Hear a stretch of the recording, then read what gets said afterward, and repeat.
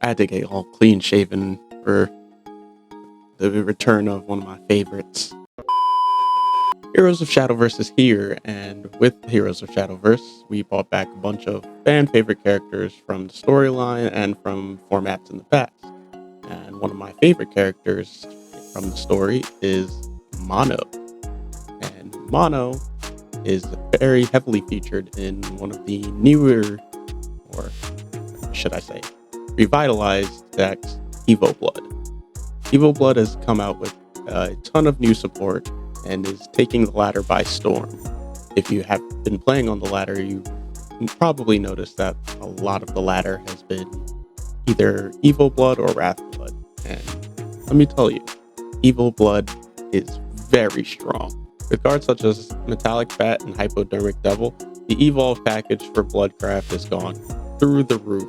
Taking advantage of the early evolves and low-cost creatures allows you to ramp up your evolves really early, hitting 5 evolves by turn 4, turn 5 sometimes, and ending games on turn 6 and 7 using Mono.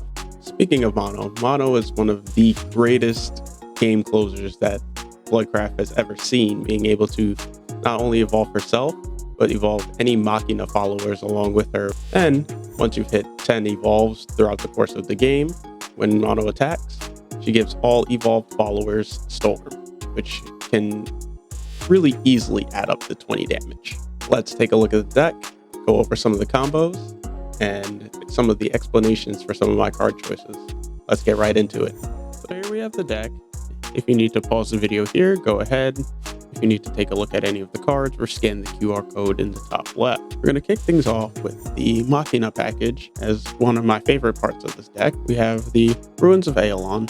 You put a Machina follower from your deck to your hand, and then it's got countdown 1. When its last words is up, you add a recovery to your hand. Recovery gets 1 defense to your leader and 2 defense to all of your Machina followers. This is one of the key early game plays where you can play Aeolon on turn 1, and then on turn 2 you can play Metallic Bat and Recovery, which triggers Metallic Bat's ability to evolve when your leader's defense is restored. His last words adds an assembly droid to hand, which can come in clutch late game when you're pushing the game with Mono's ability. One of the other early game openers, you have one reminder. It's countdown 1, and if you fuse it with one of your Machina followers, you get to add 1 to its countdown, making it countdown 2. At the start of your turn, you draw an extra card, and at the end of your turn, you restore 1 to your leader. So you can play 1 reminder on turn 1 with the increased countdown, followed up with a Metallic Bat, which would trigger Metallic's Bat at the end of your turn. One of the most important pieces to this deck, and part of the most important pieces of the Machina package, is the Hypodermic Devil. On Fanfare, if you've evolved 3 or more times, she gains Drain, which can again combo with Metallic Bat, but she evolves for 0, which is one of the most important things that she does. And then when she evolves, she gives your leader the following effect. At the end of your opponent's turn, you summon an assembly droid. So at the end of each one of your opponent's turns, you play an assembly droid. This is important that it's at the end of your opponent's turn. That means that it can trade into anything on your opponent's board or swing into the face because it was technically not summoned on your turn. Not only is this a good way to keep followers on your board, but it comes in very important with Mono, the Garnet Challenger. If allied followers have evolved 5 or more times, then when you play Mono, you get to add Garnet Release to hand. Garnet Release evolves all of your unevolved allied followers, including the assembly droids. So just playing Mono and having Hypodermic Devil's leader effect go off gives you Mono and the assembly droids evolve, which increases your evolve count by 2.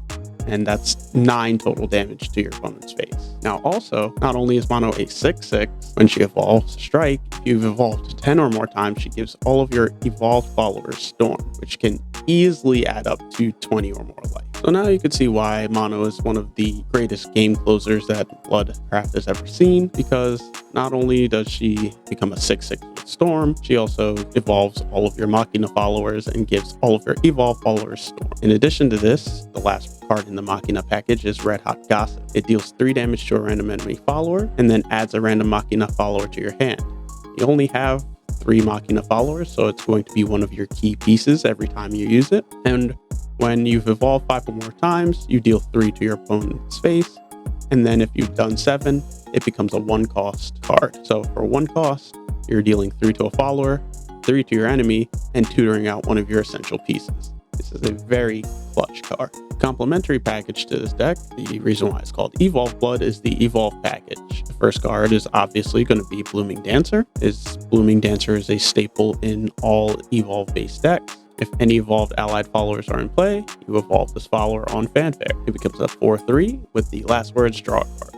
So it adds to your evolve count, adds cards to your hand. There's a reason why it's featured in every evolve deck. Another part of the evolve package that we have is Oceanus Shifting Radiance. She's a card from Resurgent Legends, and she's been featured in a bunch of different decks because on Fanfare, she adds a Drop of Kindness or Flowing Mercy to your hand, and then if you've evolved 3 or more followers, she evolves. So again, she adds to your evolve count, and then the token cards that she adds to your hand, Drop of Kindness, can be played alongside Metallic Bat to trigger his evolve, and Flowing Mercy can be used to remove any of your opponent's pesky wards or cards that are being problematic because it destroys cards with 5 defense or less for 1 play point. Also, as part of this package, we have the Blame, Seeker of Beauty. On Fanfare, you choose a Peckish Owlcat or a Leparion and add it to your hand and change the cost to 1. Also, if you've evolved 5 or more times, she evolves. And then her evolve effect is when you play Peckish Owlcat or Leparion, they also evolve. So for 1 card and an evolve point, or if you've already gotten to the point that you've evolved 5 times, for 3 play points total, you get 2 more evolves added to your count. Now, Peckish Owlcat is a ward that on Fanfare destroys a opponent's follower with 1 defense or 1 attack.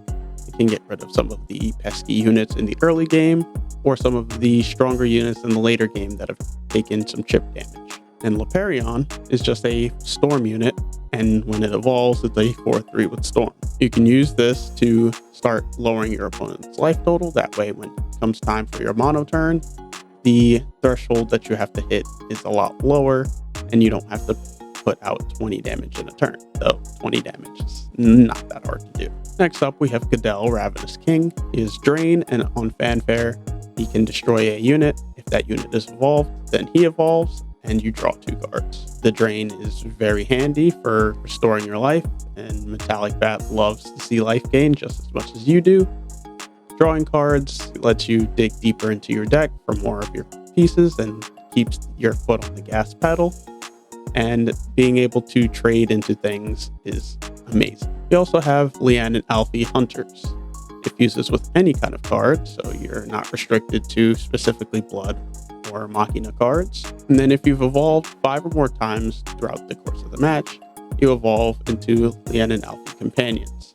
It's a 1-drop 5/5 that clash deals 3 to the enemy follower.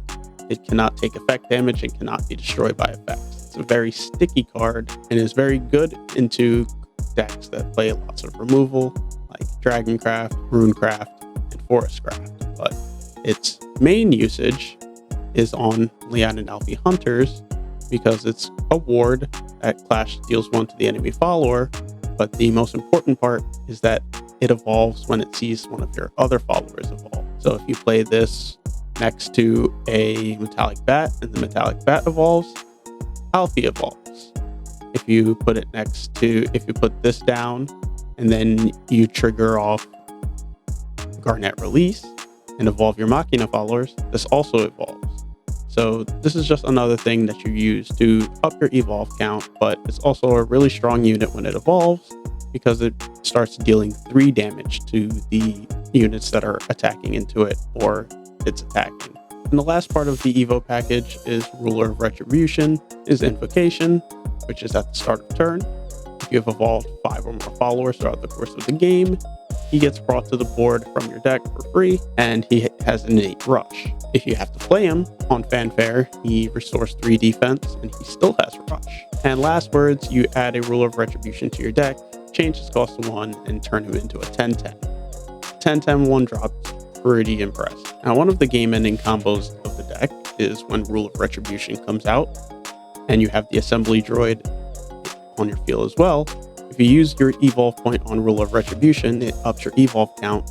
And then if you fill your board with Machina followers and activate Garnet Release, you'll have enough followers to trigger Mono Strike effect to give all your allied followers Storm. And because Ruler of Retribution will be evolved, it'll also gain Storm. So Ruler of Retribution being a 7/7, Mono being a 6/6, and the Assembly Droid being a 3/3, that's already 16 damage, not including anything else that's evolved along the way.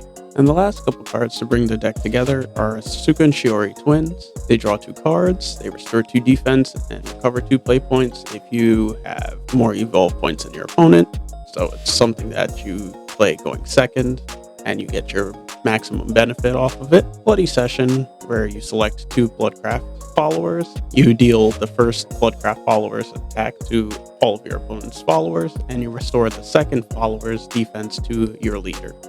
Can be used to clear out pesky boards that are developed way too much, or it can be used to weaken some of the bigger wards that we have running around. And we have 1 copy of Case Cracked because there are wards in the format, and on your kill turns you don't want anything in your way. So Case Cracked clears out the ward, and you can just go straight for the face. Or you can use it in the last words matchup so that you can avoid proccing their last words, so your opponent doesn't get to the 10 last words they need for Alice to go off. Most of the cards we play at 3 copies because we want to see it as much as possible. In cases of Case Cracked and Bloody Session, we run those at 1 because we don't really need to see those to have our game plan work. And we only run 2 copies of Ruler of Retribution because the more copies you run, the more likely you are to draw it, and you don't want to have to hard play it. And that is my Evolve Blood deck. It's the deck that I've been playing almost the entirety of week 1, and it's gotten me from AA1 to AA2. I'm really pressing to finally get to Grandmaster this time. It's the last season of Shadowverse as a whole, and that's going to be my motivation to push to Grandmaster this time around. It's the last chance, so I gotta do it. Anyways, if you like the video or you have some comments, go ahead and leave them down in the comment section below. Hit that subscribe button so that you know when I post another video, and I'll see you guys in the next one. Peace.